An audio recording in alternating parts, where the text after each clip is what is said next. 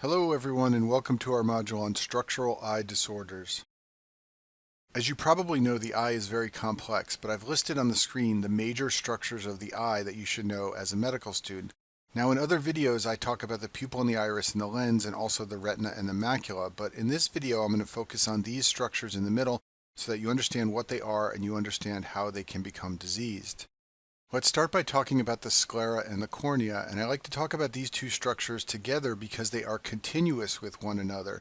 If you look at this picture of an eye on the left side of the screen, you'll see the white part of the eye, and that is the sclera. It's a connective tissue structure that holds the eye together. Now it appears that the sclera ends at the edge of the iris. However, in actuality, the sclera becomes the cornea. They are continuous with one another.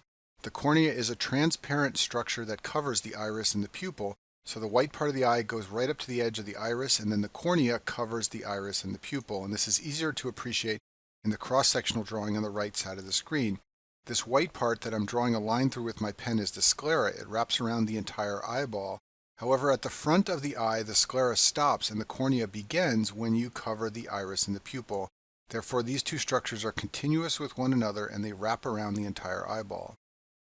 Here's another picture just to make this even more clear. We've got the white sclera wrapping around the eyeball, and then it ends at the edge of the iris, and then the cornea begins. The cornea covers the iris and the pupil, and then on the other side we've got sclera again going around the back of the eye. The sclera is composed of collagen. It's a rigid structure that stabilizes the eyeball. One of the most important things for you to know about the sclera as a medical student is that this is the site where the extraocular muscles insert into the eye, and this will be important in a minute when we talk about scleritis. The sclera is avascular and it gets its nutrition from a thin layer above it called the episclera and also from the vascular layer below it called the choroid, and we'll talk about both of these layers later in this video. Scleritis is what occurs when there is inflammation of the sclera. Patients who have scleritis develop dark red eyes. It's one of many causes of the red eye. Patients who have scleritis also have severe boring pain, especially with eye movement, and I've bolded the words with eye movement. The reason that scleritis makes it so painful to move your eyes is because the extraocular muscles insert into the sclera. And this is a very serious cause of the red eye. It can potentially be a blinding disorder. 50% of cases of scleritis are associated with a systemic disease, and among all the associated conditions, rheumatoid arthritis is the most common association. And this is easy to remember because you know rheumatoid arthritis affects connective tissue, and the sclera is like the connective tissue of the eye.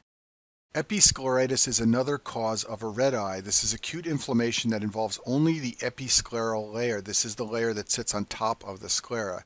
It's usually idiopathic and it usually presents with tearing, localized redness, and mild or no pain. It's much milder than scleritis and it's usually self-limited. And just like scleritis, episcleritis is also associated with rheumatoid arthritis. The sclera is separated from the environment by a transparent layer called the conjunctiva, which we'll talk about in a minute. However, the cornea has no conjunctival layer covering it. It is exposed to the environment and therefore it can potentially become inflamed or infected. And this is called keratitis. Keratitis is corneal inflammation, and it's often caused by bacteria or viruses or fungi. Remember, the cornea is exposed to the environment, so naturally sometimes these agents can get in and cause an infection. And patients who are particularly at risk are contact lens wearers because the contact lens sits on top of the cornea and it can potentially introduce bacteria or other infectious agents. People who develop keratitis present with pain and photophobia. They will have a red eye and they often complain of a foreign body sensation in the eye. And keratitis is very dangerous because remember, the cornea is what allows light to enter your eye and hit the retina. So if the cornea becomes damaged, you can potentially lose your vision. So keratitis is a sight-threatening disorder. A corneal abrasion is a problem that is also common among contact lens wearers. It's often painful because the superficial cornea has lots of nerve endings. You can visualize a corneal abrasion by using a dye called fluorescein and using a blue light. It'll look something like what I've shown in this picture here. And one thing that's very high yield for you to know for your Step 1 exam is that corneal abrasions can become infected with Pseudomonas. And for this reason, this problem is often treated with ciprofloxacin eye drops. Ciprofloxacin is a fluoroquinolone antibiotic and it generally has good activity against Pseudomonas. In the infectious disease videos, I talk about the virus HSV1. This is the cause of herpes labialis. And you should be aware that HSV1 can cause keratoconjunctivitis. This is inflammation of the cornea and the conjunctiva, those outer layers of the eye. It will present with pain and redness and discharge. And most of the time when patients develop eye disease related to HSV-1, it's a recurrent infection, meaning that it's reactivation after the virus has established latency in the patient's body. Now let's talk about the conjunctiva, which I mentioned before. If you look at this eye on the screen, you can see the white part, which is the sclera. But what you cannot see is a transparent layer that sits on top of the sclera. That's called the conjunctiva.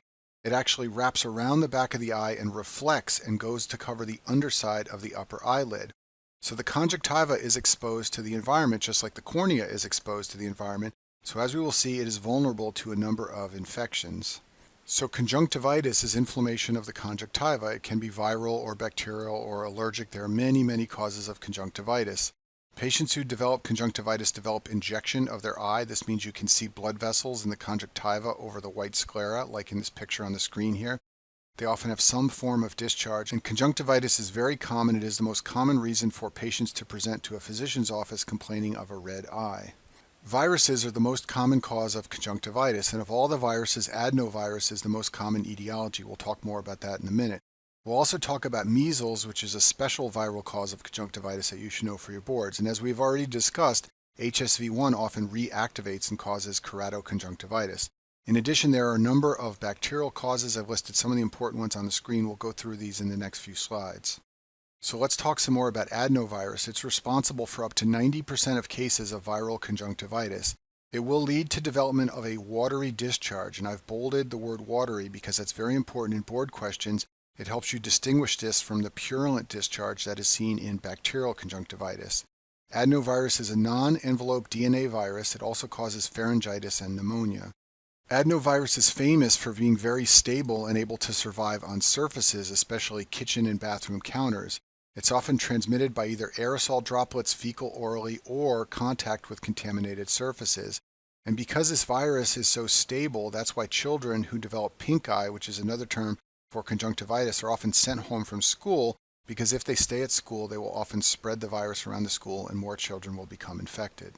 The measles virus is the cause of measles, which is also known as rubeola. I talk about this in detail in the infectious disease section. It's a paramyxovirus. It's an enveloped RNA virus. It's rare in the modern era. It's been largely eradicated by vaccination. But what I want to point out to you here is the classic triad of symptoms for the measles virus is cough, coryza, and conjunctivitis. Children who develop measles often have injection of their conjunctiva from the virus. In addition, they often have a maculopapular rash, like this child shown on the screen, and they also have Koplik spots, which are characteristic spots you can see in the mouth of children with the measles virus. Bacterial conjunctivitis presents with copious purulent discharge, and I bolded the word purulent because you need to recognize that in a board question to help distinguish it from the watery discharge of viral conjunctivitis. In adults, Staph aureus is the most common cause, followed by strep pneumo and H. flu. In children, H. flu is the most common cause, followed by strep pneumo and Moraxella catarrhalis. There is a special form of bacterial conjunctivitis that can occur in newborn babies. This is called neonatal conjunctivitis or ophthalmia neonatorum. These infections in newborn babies are due to Neisseria gonorrhea or chlamydia. The baby gets infected from passage through the birth canal, and if left untreated, this can lead to permanent visual impairment for the newborn baby. So for this reason, all newborn babies have erythromycin ointment applied to their eyes at the time of birth. That way, if by any chance they were infected with one of these two bacteria at birth, they are now treated with the erythromycin ointment in their eyes. Another condition that can lead to conjunctivitis is reactive arthritis. This is an autoimmune disorder triggered by infection. It's classically triggered by some type of GI infection. So it can be triggered by Salmonella or Shigella or Campylobacter or Yersinia or sometimes C. diff. It can also be triggered by chlamydia. So the classic presentation is a patient who has one of these infections and then days or weeks later develops arthritis. That is a reactive arthritis. It's not that the bacteria have spread to the joint, it's an autoimmune problem. And the classic triad of symptoms that reactive arthritis presents with used to be called Reiter's syndrome. This involved arthritis and also conjunctivitis and also urethritis. So many times following one of these infections, a few days or weeks later, patients would develop arthritis but also a red eye and also pain with urination, and this was the classic triad of Reiter syndrome. Another potential cause of conjunctivitis is a simple allergy. This is allergic conjunctivitis. Many people are sensitive to certain allergens, and when exposed, they will develop red, watery, itchy eyes. So allergic conjunctivitis typically presents with bilateral, itchy, watery eyes, and I've bolded the word bilateral because in a board question, when you read that the conjunctivitis is bilateral, you should suspect an allergy rather than an infectious agent. Viral or bacterial conjunctivitis often affects only one eye. Allergic conjunctivitis is a type 1 hypersensitivity reaction. There is histamine release involved, and it's treated often with antihistamines. The final structural layer of the eye that we'll discuss in this video is the uvea, and the uvea can be confusing as a student because it contains a number of different eye structures. So if you look at this drawing of the front of the eye here, you can see the iris, which I'm drawing a line through with my pen, and also the ciliary body. These are important structures in the front of the eye, and they are part of the uveal layer of the eye. However, once we get out of the front of the eye, there is this layer called the choroid. It sits below the white sclera that I'm marking with my pen, and the choroid is also part of the uvea. So there are three structures that are considered part of the uvea. They are the iris, the ciliary body, and also the choroid. This is easier to appreciate if I zoom out and show you the entire picture of the eye. So the white layer that I'm drawing a line through with my pen is the sclera. Beneath it is the vascular layer of the eye, and that's called the choroid, and it wraps all the way around to the front of the eye. However, in the front of the eye, the choroid becomes the ciliary body, which blends into the iris. Therefore, all three of these structures, the iris, ciliary body, and the choroid, are part of the uvea. So when we say a patient has uveitis, we mean they have inflammation of the uveal coat. It may involve the iris, the ciliary body, or the choroid. Basically, this means there are white cells found in the uveal layer of the eye. What's confusing about uveitis is that there is a lot of different terminology that is used depending upon which portion of the uvea is involved. So for example, if there is anterior uveitis and the iris is inflamed, it's sometimes called iritis. If both the iris and the ciliary body are inflamed, it's sometimes called iridocyclitis. In the back of the eye, if there's posterior uveitis, this is sometimes called chorioretinal inflammation, and that's because the choroid and the retina can be involved. And then there's also something called intermediate uveitis that involves vitreous humor inflammation. All these varied terms are used because the uveitis can involve different portions of the uvea. The symptoms also vary depending upon which portion of the uvea is inflamed. So if the anterior uvea is inflamed, this leads to symptoms like pain and redness. This is similar in some ways to scleritis and conjunctivitis and those other causes of the red eye that we discussed before. If there's posterior uveitis, this often presents with vision problems, so it can be painless, but there can be floaters and decreased vision. There are many causes of uveitis, but some things that are worth knowing is that it can be infectious, and it's often caused by agents that otherwise infect the central nervous system. So for example, you are probably aware that HSV and CMV and toxoplasmosis and syphilis are infectious agents that can infect the central nervous system. They can all also cause uveitis. In addition, you should know that uveitis is often associated with systemic inflammatory diseases. And if you just remember that the uvea is the vascular layer, then it's easy to imagine that systemic inflammatory conditions can send antibodies and white cells into this part of the eye to cause inflammation. And here's a list of some of the systemic inflammatory conditions that are associated with uveitis. Ankylosing spondylitis is a classic condition that is associated with uveitis. Ankylosing spondylitis is a spondyloarthropathy. It involves inflammation of the spine, and it's associated with uveitis. Reactive arthritis, which we discussed earlier, is also associated with uveitis.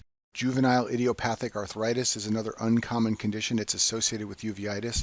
And then also rheumatoid arthritis, sarcoid, psoriatic arthritis, and inflammatory bowel disease all are associated with uveitis. The final topic I'll mention in this module is a hypopyon. That's an inflammatory infiltrate in the anterior chamber of the eye. This is an example of one shown on the screen here. This is commonly seen in endophthalmitis. That's inflammation that involves the aqueous or vitreous humor of the eye. This often complicates surgical procedures involving the eye. If bacteria get into the eye, that can lead to formation of a hypopyon. This can also be seen in keratitis and uveitis and a number of other conditions. It's usually bacterial, but there are examples of sterile hypopyons as well. And that concludes our module on structural eye disorders.